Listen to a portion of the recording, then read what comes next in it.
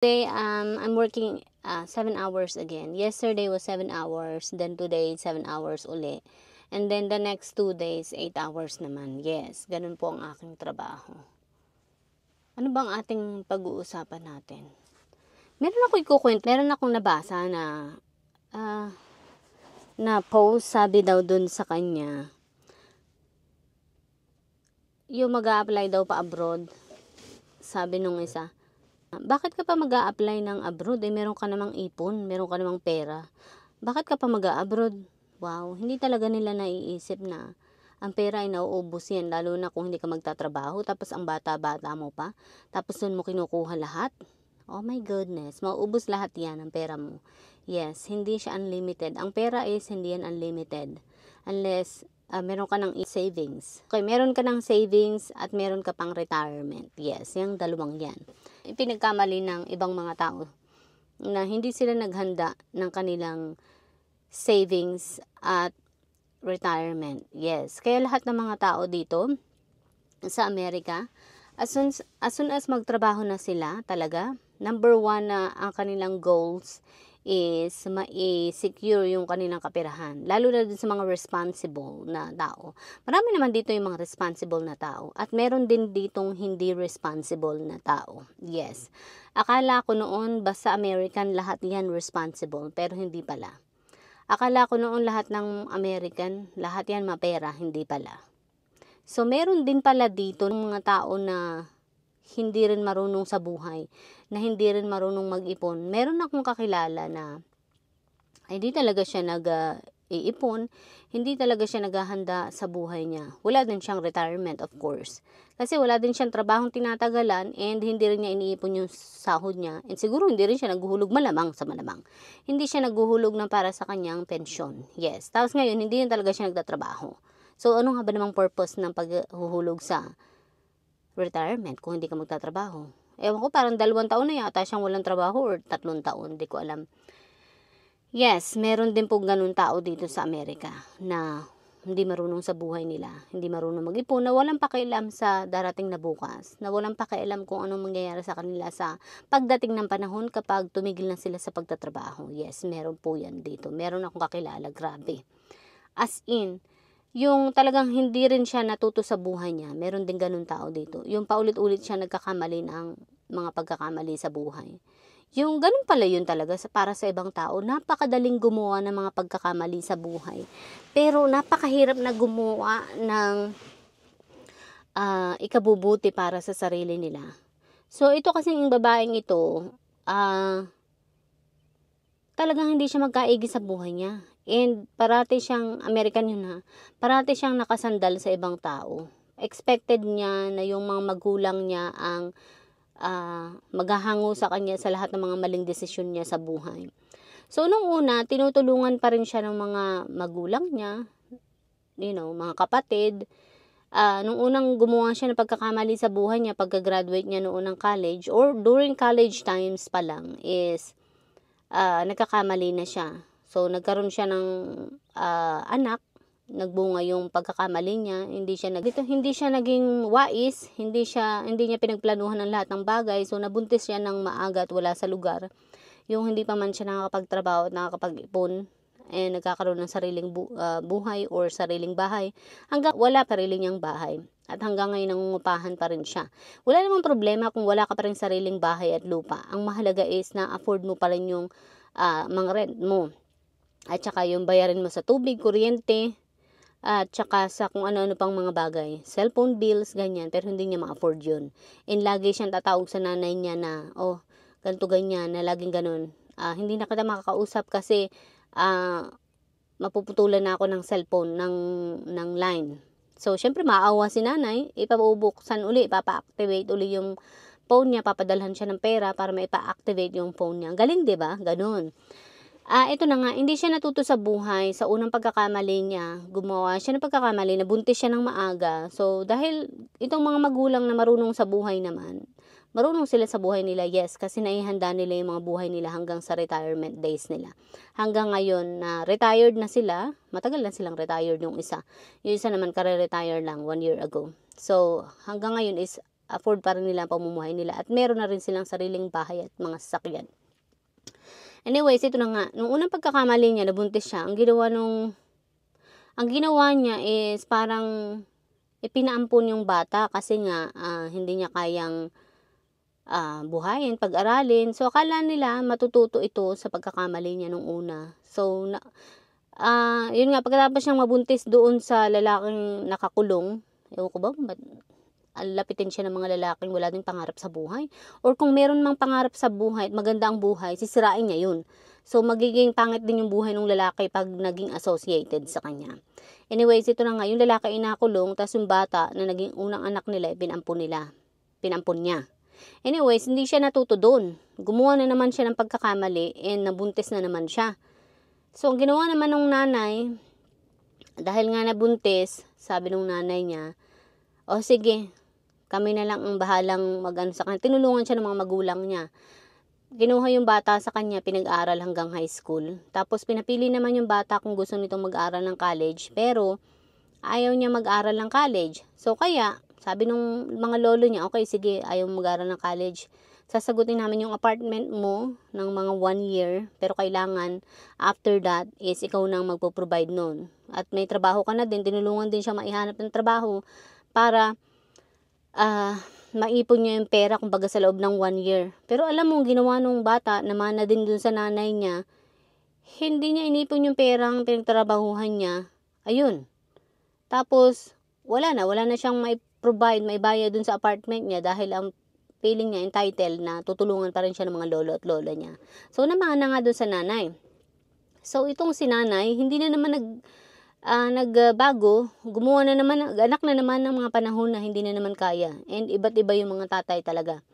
Ito na naman, gumawa na naman. Yung lalaking nakuha niya is, ayos naman ang buhay. Maganda ang trabaho, may magandang trabaho sa ospital, may ipon, may sariling bahay. Sabi ko nga, nung naging associated na sa kanya, nasira ng buhay ng lalaki. Hindi ko alam kung bakit ang galing niya din gumawa ng kung bakit ang galing niya rin manira ng buhay ng iba, kumbaga. So yun, nasira ang buhay ng lalaki. Ngayon, wala na din siyang trabaho, wala na rin siyang pera, wala na din siyang sariling bahay at lupa. Yun. And wala na rin siyang trabaho ngayon. Pareho na silang dalawa. And then kawawa yung bata, hindi nag-aaral. Ewan ko kung bakit nakakalusot sila sa batas dito. Samantalang kapag ang bata hindi nag-aaral, kunin talaga yan. Alam yan kapag hindi nag-aaral o hindi. Somehow nakakalusot sila. So ito na nga, isinama na rin yung batang pinag-aaral ng lola niya. Pumunta na rin sa kanya yun. Pare-pareho na sila ng mga buhay ngayon. Yes, nakakahawa yung mga ginawa niya. And pare-pareho na sila. Totoo pala talaga yun. Kapag ikaw ay sa taong magulo ang buhay, alam mo yun, talagang yung walang pangarap sa buhay, at gumanon ka rin, parang, ang tawag doon? Nakisalamuhan, nakipamuhay ka sa kanya, yung magiging buhay mo is ganun na din kagaya niya. So, ganun nga ang nangyari sa kanya. Yun, yes, may ganong tao dito sa Amerika na walang trabaho, walang pera, walang ipon, walang retirement plan. Hindi siya nag-iisip na one day, pag matanda na siya, hindi pa rin niya baka kailanganin ng pera? Kakailanganin niya pa rin yun pagdating ng panahon. You know, yun pa rin ang ipoproblema niya, pang rent pa rin sa bahay, sa apartment niya.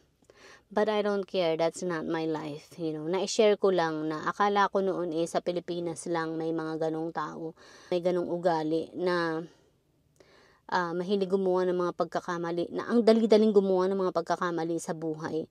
And yet, hindi na niya makontrol kapag lumaki na yung mga pagkakamali niya sa buhay. Ganun siya. So, kapareho din nung kakilala ko dito, ganun-ganun din. Na, samantalang ako, baliktad kasi ayaw kong magkakamali sa buhay dahil takot ako magkamali. Takot ako na baka hindi ko malusutan yung pagkakamali na gagawin ko. Kaya hanggat maaari, ayaw kong magkamali. But somehow, may mga tao pala na para sa kanila, ang dali na gumawa ng mga pwede mong ikabagsak sa buhay. You know, napakadali lang talaga. Pero, whatever, sabi ko nga, bahala sila sa buhay nila. Yun. Ako na inayos ko yung buhay ko. Ako yung nahihirapan sa pag-aayos ng buhay ng nanay ko. Sabi ko nga, napakahirap pala talagang tulungan ng mga taong hindi rin kayang tulungan yung mga sarili nila. And minsan iniisip ko, bakit ako mong problema sa buhay niya? Hindi naman akong pumili ng buhay niya, but nandun pa rin sa isip ko yung I am torn between na ako yung anak, and then siya yung magulang ko. Yes. And then meron pa mga nagsasabi na kahit na anong sama ng magulang mo pa rin yun. Oh yeah? Okay, then magpalit tayo. Yung magulang ko, maging magulang mo. Tingnan ko lang kung matake mo yung ugali niya. Yun, tingnan ko lang kung matake mo yung ginagawa ng nanay ko sa'yo. Ako yung nanay ko, napakadami ng mga ginawa niyang mga kasalanan sa akin na ang hirap-hirap patawarin. Kagaya na lang nung yung lupa ko na hindi pala niya binayaran sa loob ng 7 taon yung tax. Buwan-buwan nagpapadala ako ng pera para bayaran niya yung tax. Tapos malaman-laman ko, 7 taon pala niyang hindi binayaran. Kung hindi pa yung ate ko pinabayad ko ng tax, hindi ko malalaman na hindi pala niya binabayaran ng 7 taon. Akalain mo yun. So, kaya pag sinasabi ko na, paano ko gagawin yung sinabi niya na kahit anong sama ng magulang mo, nanay mo pa rin yun? Really? Paano ko magagawa yun? Kung ang nanay ko yung kauna-unahang tumatraidor sa akin. Yun. Tapos, ito pa ha, paano ko magagawang maging malapit sa nanay ko? Saka lahat ng mga ginagawa kong tulong sa kanya, parang ako na ngayon tumutulong, ako pa yung masama. Binigyan ko ng pangtindahan noon, hindi ko makita ang tindahan. Tapos, tinatanong ko siya, sabi ko, nanay, nasa na ang tindahan? Hindi na nagre-reply, hindi na nagte-text. Sabi pa, ay, ayos naman, maayos ang kita. Tapos yun pala, walang tindahan. So, ito namang mga kapatid ko, kasalanan din ng mga kapatid ko, pinagtatakpan lagi yung nanay ko. Kasi nga, magsusugal yung nanay ko eh. Yun, magsusugal, magsisigarilyo, mangungutang, lahat na yata ng pangit na bisyo na sa kanya na. Yun. Tapos, wala daw tindahan. Ito na naman. Tapos, binigyan ko na naman ng pangtindahan. Nilakihan ko na yung puhunan dahil sabi ko, baka naliliitan doon sa unang puhunan. Ang ginawa ko, si ate na ang pinabili ko ng mga gamit. Binili ko ng rep, binili ko ng mga paninda na kakailanganin. Diyos ko po, wala pang 2 weeks, wala na ding tindahan. Sabi ko, nanay, yung tindahan ay gagawin mong source of income. Hindi mo ito gagawing source of food. Alam mong ginawa niyang source of food niya, ginawa niyang pantry niya. Doon kumukuha talaga ng pagkain niya, hindi niya binabalik. As in. So, naubos din. Tapos, ang sasagot pa sa akin, anong magagawa ko? Diyan namin kinukuha lahat ng mga kailangan namin sa buhay. Like, really? Mga adult na yung mga anak mo, poproblemahin ko pa rin yun. Yun. Yung mga anak niya, na hindi naman daw nakatira sa kanya, pero puro divider ang bahay nila. Para lang masabi na nakabukod sila sa bahay. Grabe. So, yun. Kagaya nung isa, merong sariling kwarto, pero under the same roof pa rin. Yung isang anak, ganun din. Meron ding sariling kwarto doon. May divider din sa gitna, pero may sarili silang pintuan nila para sa labas. So, nasa labas ang bahay nila. Nakadikit pa rin ng bahay pa rin nila. So, it's the same under the roof. So, ganun ang ginawa ng mga anak para lang masabi na magbukod. Yung iba naman ay mga kapitbahay niya. So, siyam kami magkakapatid, di ba? So, sa lahat ng siyam na yun, ang nasa kanyang mga katabi niya ngayon is parang 6? Wait, or 7. Kasi 3 kaming wala sa kanya, sa poder niya. Yung isa nasa Maynila, ako nandito sa US. Yung isa nasa Batangas. So, 3. So 6, 7, 8, 9. So 6 ang nandoon sa kanyang katabi. Katabi niya yung panganay namin, tsaka ibang mga kapatid ko sa ina. Yun ang mga kadikit niya talaga sa buhay niya. Yun ang hindi ko maintindihan sa kanila. Wala silang tulong-tulong. Puro sila kanya-kanya, puro sila bukod sa halip na tulungan yung magulang nila. Tapos pagkaina na at meron na akong magandang, may padala na ako sa kanya, nagpupuntahan na kila nanay para kumain. I was like, wow, ang kakapal talaga ng mukha ng mga to. And kasalanan din ni nanay kasi wala siyang wala siyang leadership talaga.